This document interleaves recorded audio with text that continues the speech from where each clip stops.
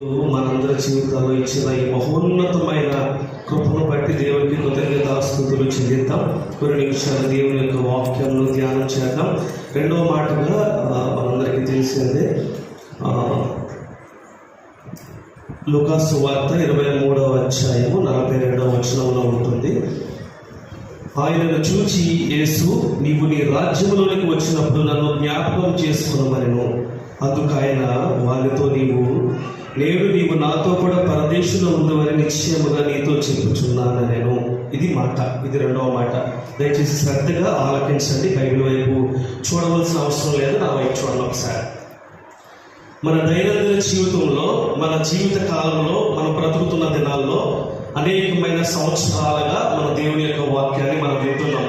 మనం అనేక సందర్భాల్లో సిలువ అంటే ఏంటి, సిలువ మరణం ఏంటి, మనం యేసుక్రీస్తు ప్రభుల వారిని ఎందుకు నమ్ముకున్నాం, ఆయన ఎందుకు చనిపోయాడు, ఆయన చనిపోవడం వలన మనకు కలిగిన ప్రయోజనం ఏంటి, అసలు ఇదంతటికీ చేయడానికి మనకి కలిగి ఉన్న ఆశ ఏంటి అని ఒకసారి మనం పరిశీలన చేసుకుంటే, మనందరము కూడా దేవుని యొక్క రాజ్యంలోకి సమీపించాలని, ఆయన కాచిన రక్తము వలన, ఆయన చిందించిన రక్తం వలన, ఆయన పెట్టిన ప్రాణం వలన మనందరం కూడా నిత్య పరలోక రాజ్యానికి వారసులు అవ్వాలని దేవాది దేవుడు కోరుకున్నాడు. ఆ ప్రణాళికలో యేసుక్రీస్తు ప్రభుల వారు సిలువలో ఉన్నప్పుడు, యేసుక్రీస్తు ప్రభుల వారు సిలువలో ఉన్నప్పుడు ఒక 7 ప్రాముఖ్యమైన మాటలు పలికారు. ఆ మాటలను మనం ఈ గుడ్ ఫ్రైడే దినాన మనం ధ్యానిస్తూ ఉంటాం. ఆ ధ్యానిస్తున్న సందర్భాల్లో క్షమాపణ అనేది మొదటి మాటగా, రెండవది నీవు నేడు నాతో కూడా చెప్పాలి, పరదేశంలో ఉందువు అనేది ఒక అమూల్యమైన మాటగా దీన్ని మనం చూస్తూ ఉంటాం. ఎందుకంటే ఒక వ్యక్తికి ఒక లోకంలో ఉన్న ఒక దొంగకి డైరెక్ట్ గా దేవుని యొక్క మారు మనసు ఉందో లేదో తెలియదు, అతను బాప్తిసం తీసుకున్నాడో లేదో తెలియదు, యేసుక్రీస్తు ప్రభుల వారిని సొంత రక్షకుడిగా అంగీకరించాడో లేదో తెలియదు. కానీ ఆ సందర్భంలో అతను పలికిన కొన్ని మాటల వలన అతను ఏం పొందుకున్నాడు? దేవుని యొక్క పరలోక రాజ్యాల్లో స్థానాన్ని సంపాదించుకున్నాడు. పై వచనాల్లో 15వ వచనం చదువుతున్నాను చూడండి. అతను హేరోదు అంటున్నాడు, ఇదిగో మరణములకు తగినదేమి ఇతను చేయలేదు, కాబట్టి నేను అతన్ని శిక్షించి విడుదల చేస్తాను అని హేరోదు మహారాజు చెప్తుంటే, అక్కడ ఉన్న ప్రజలు ఏం తెలియజేస్తారంటే, మాకు హేరోదు నువ్వు యేసును సిలువ వెయ్యి, అతన్ని చంపేయి, దానికి బదులుగా మాకు బర్బాను విడుదల చెయ్యి, మాకు ఆ బందిపోటు దొంగే కావాలి, మాకు ఆ నరహంతకుడే కావాలి, మాకు ఆ లోక సంబంధమైన ఆ పాపంలో ఉన్న వ్యక్తి మాకు కావాలి తప్ప ఈ యేసును సిలువ వేసే అని గట్టిగా వాళ్ళందరూ కేకలేస్తూ హేరోదు రాజుకి ప్రత్యుత్తరం ఇస్తున్న సందర్భాన్ని 15-16 వచనాల్లో చదువుతూ ఉంటాం. కొన్ని వచనాల కిందకి దిగితే మరలా అంటాడు మూడోసారి, అతనిలో నాకు ఏ తప్పు కనబడట్లేదు, అతనిలో నాకు ఏ దోషం కనబడట్లేదు, ఎందుకు మీరు సిలువ వేయమంటున్నారు, అతను ఎందుకు శిక్షించమంటున్నారు? అతన్ని కఠినంగా నేను శిక్షిస్తాను, కానీ సిలువ మరణం అనేది అప్పగించను అని ఆ దేశాన్ని, ఆ ప్రాంతాన్ని పరిపాలిస్తున్న ఆ రాజు చెప్తున్నప్పటికీ కూడా వాళ్ళందరూ ఒకే పట్టున ఏమని కేకలేస్తున్నారంటే, యేసును సిలువ వేయండి, యేసును సిలువ వేయండి, బర్బాను విడుదల చేయండి అని. ఈ సంఘటన ఎలా జరుగుతుంటే, కొన్ని వచనాల కిందకి జరుగుతూ ఉన్న సందర్భాల్లో యెరూషలేము కుమార్తెలు లేదా యెరూషలేము స్త్రీలు కొంతమంది ఆయన సిలువ మరణ సందర్భంలో రొమ్ము కొట్టుకుంటూ ఏడుస్తూ ఉంటారు. సమయం తక్కువ ఉంది కాబట్టి రిఫరెన్స్ చెప్పట్లేదు. రొమ్ము కొట్టి ఏడుస్తూ ఉంటే ఆయన ఒక మాట సెలవిస్తున్నాడు. ఏంటంటే, అమ్మా దయచేసి నా కోసం మీరు ఏడవద్దు. ఎవరి కోసం ఏడవన్నాడు? మీకోసం, మీ కుమారుల కోసం ఏడవండి. ఇప్పుడు మన జీవితంలో మీరు ఉపవాస ప్రార్థన చేసినా, లేకపోతే స్తుతి కూడికే చేసినా, మీరు ఏం చేసినా ఎవరికి ప్రయోజనకరము? ఎవరికి ప్రయోజనకరం? మనకి, మన కుటుంబ సభ్యులకి, మన రక్షణ నిమిత్తము. నీవు ఏడ్చి అంగలాచి ప్రార్థించడం వలన దేవుడికి ఏమైనా ప్రయోజనమా? రక్షణ ఎవరికి కావాలి? మనకు కావాలి. మనము దేవుని రాజ్యాన్ని మనము స్వతంత్రించుకోవాలి. రాజ్యం ఇచ్చేవాడు ఆయన, సంపాదించుకునేది మనము. కాబట్టి మనందరం కూడా ఏదో ఉపవాసం ఉండి ముఖం పక్కన పెట్టి నేను ఉపవాసం ఉంటున్నాను, నేను ఎలా చేశానని మనం ఏదో అనుకుంటున్నాం. కానీ అది నీ రక్షణ కొరకు, నీ బాగోగుల కొరకు, నీ కుటుంబం కొరకు, నీ కొరకు ఆయన రక్షణ అందించాడు. మనము దాన్ని సంపాదించుకునే మార్గంలో మనం ప్రయత్నించే. ఆ స్త్రీతో చెప్తున్నాడు, దయచేసి మీరు నా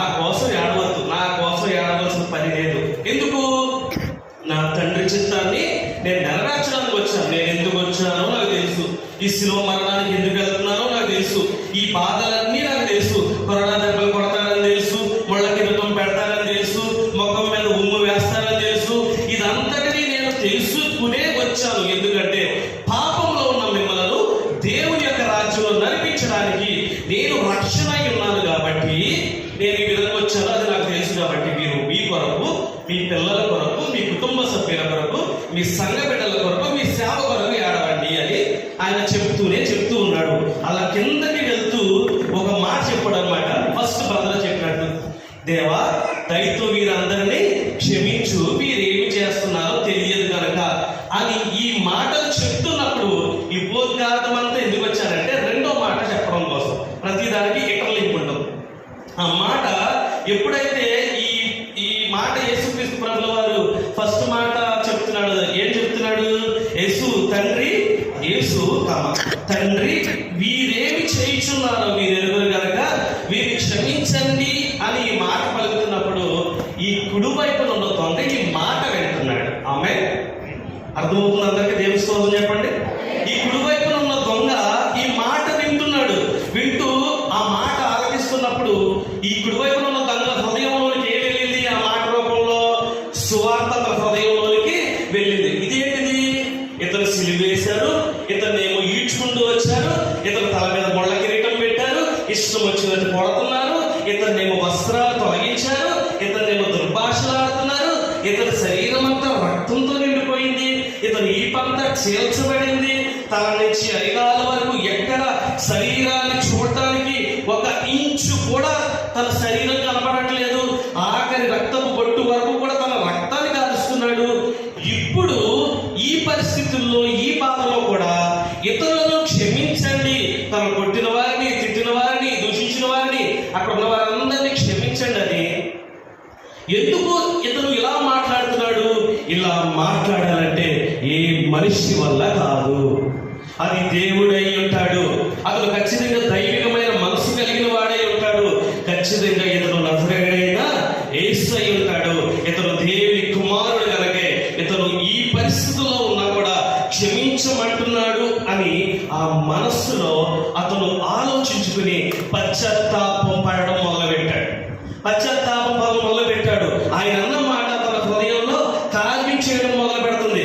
ఎడం వైపున ఉన్న దొంగేమో అతను దూషించి, నువ్వు బతికి నన్ను బ్రతికించవచ్చు కదా, నువ్వు రక్షింపబడి నన్ను రక్షించవచ్చు కదా అని ఎడం వైపు ఉన్నవాడు దూషిస్తూ ఉంటే, కుడి వైపు ఉన్నవాడు పశ్చాత్తాపడి ఆయన వైపు చూస్తూ ఆయన మాట్లాడిన మాట వలన అతనికి రక్షణ వచ్చింది, అతనికి మారు మనసు వచ్చింది, అతనికి పాప క్షమాపణ వచ్చింది.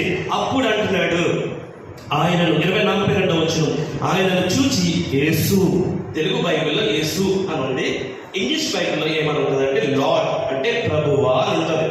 అతను ఏమనుకున్నాడు ఇప్పుడు యేసుక్రీస్తు వారిని? ప్రభువా, నా దేవుడా, నీవే రక్షకుడువు, నీవే విమోచకుడువు, నీవే సమస్తానికి అధికారి అని అతను అర్థం చేసుకుని అప్పుడు మాట్లాడుతున్నాడు. యేసు, నీవు నీ రాజ్యంలోనికి వచ్చినప్పుడు నన్ను జ్ఞాపకం చేసుకోవమని యేసు ప్రభుని అన్నాడు. అంటే ఇండైరెక్ట్ గా నాకు రక్షణ కావాలి, నాకు మారు మనసు లేదు, ఈ పరిస్థితుల్లో నేను ఎంతకంటే నేను ఏమీ చేయలేనని తను చెప్పకనే యేసుక్రీస్తు ప్రభుల వారితో చెప్పినప్పుడు ప్రేమ కలిగిన దేవుడు, జాలి కలిగిన దేవుడు ఆయనతో మాట్లాడుతున్నాడు. అందుకైనా వారితో నీవు నాతో కూడా పరదేశంలో ఉందో భూమి మీద యేసుక్రీస్తు ప్రభుల వారిని సొంత రక్షకుడిగా అంగీకరించి మారు మనసు పొంది బాప్తిసం తీసుకుని మరలా ఏ తప్పులోనికి వెళ్లకుండా, ఏ పాపం చేయకుండా తన జీవిత కాలమంతయు సంపూర్ణ పరిశుద్ధుల జాబితాలో ఉన్నవారు మాత్రమే సార్వత్రిక సంఘముగా మార్చబడతారు. ఆ సార్వత్రిక సంఘంలో మార్చబడిన వారు మాత్రమే పరదేశంలోనికి వెళ్తారు. అలాంటి స్థితిలోనికి ఏ అర్హత లేనటువంటి ఈ దొంగకు దేవాతి దేవుడు సిలువలో ఒక్కసారి ఆయన సువార్త ఒక మాట విని అంగీకరించి ఆయనను అడిగినప్పుడు వెనువెంటనే ఆయనకు ఇంత గొప్ప భాగ్యాన్ని అనుగ్రహించాడు. మాటలు చదువుతూ వెళ్తూ కాదు, కానీ దాని అర్థ లోతులోనికి కనుక మనం వెళ్తూ ఉంటే పరిశుద్ధాత్మ దేవుడు తెలియజేస్తున్నాడు. ఆ సిలువలో ఆ దొంగ ఎంత మారు మనసు కలిగి ఆయనను క్షమాపణ అడిగారు.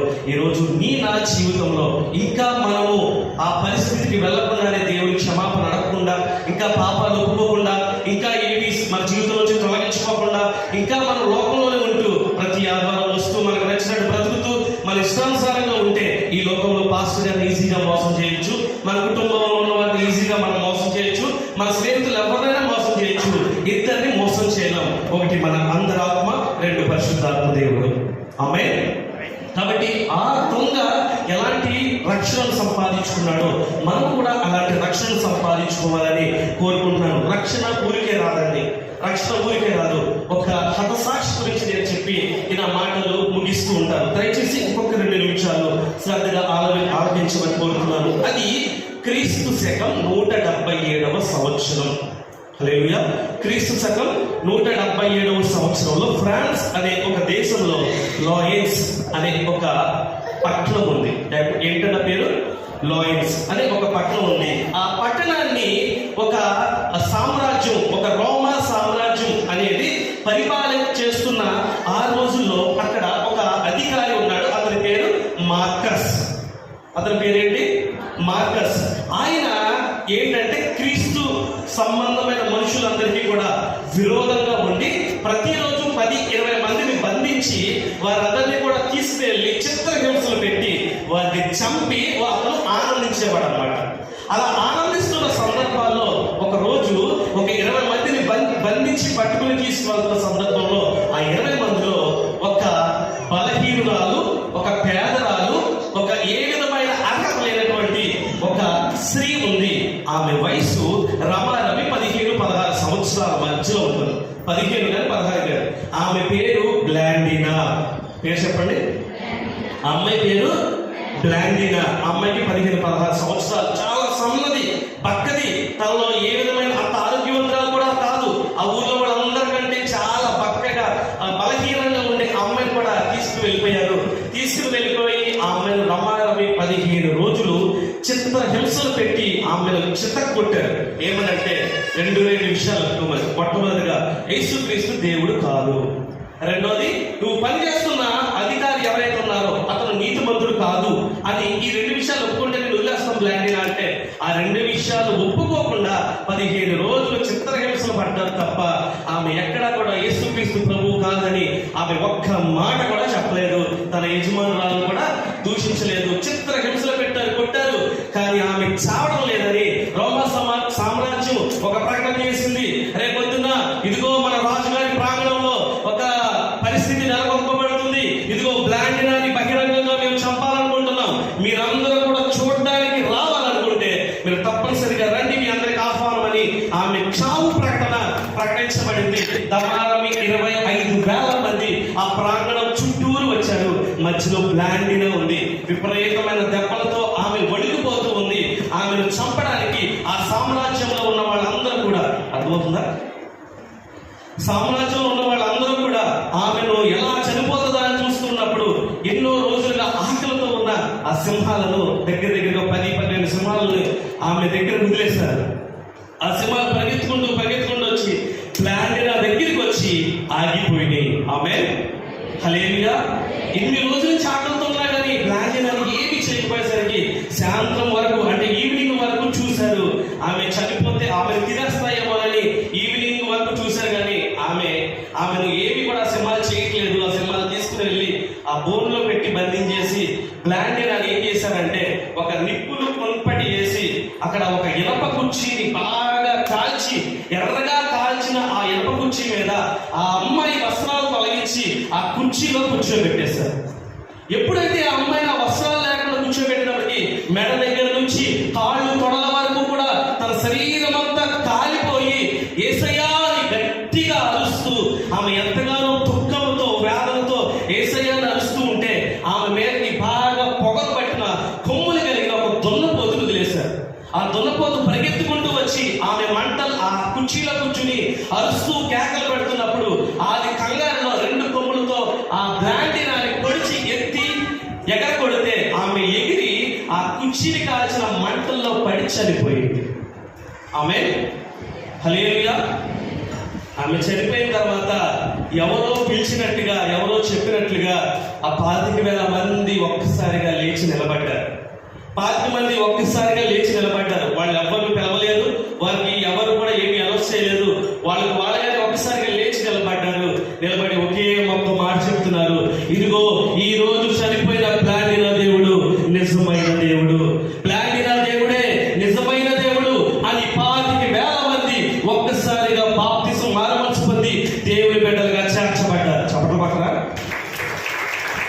ఒక వ్యక్తి, ఒక ప్లానిన ఒక బలహీనరాలు తన సజీవ సాక్ష్యముగా హతసాక్షి అయిపోయి 25,000 మందికి ఒక్కసారిగా రక్షణ ఇచ్చింది.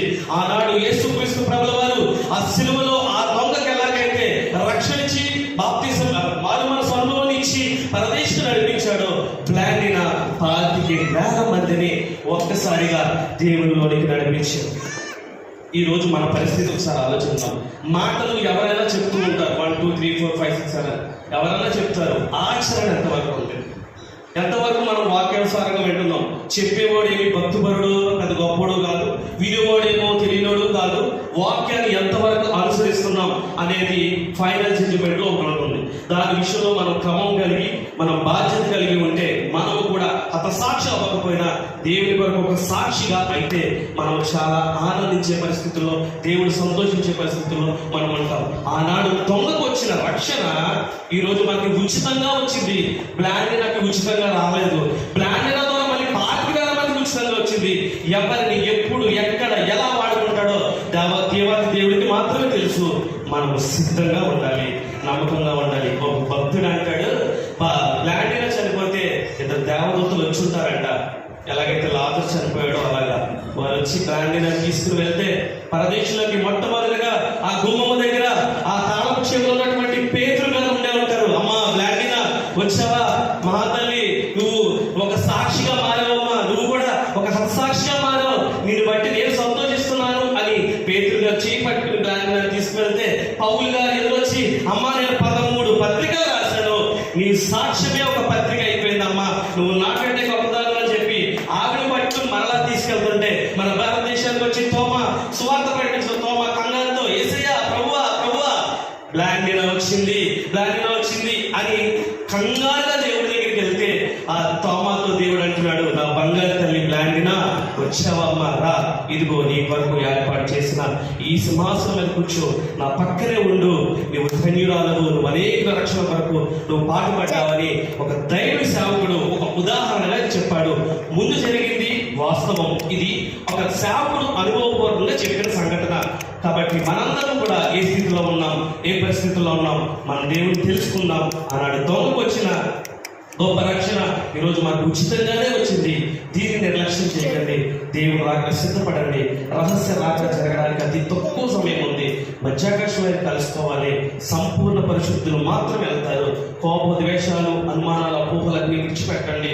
కామక్రోధలు, మలమత్సరాలను తగ్గించుకుని మొత్తాన్ని విడిచిపెట్టండి. దేవుడి కొరకు నమ్మకంగా బ్రతకండి. అట్టి కృప మీకు నాకు మనందరికీ దేవాది దేవుడు అనుగ్రహించుగాక. ఆమేన్. థాంక్యూ.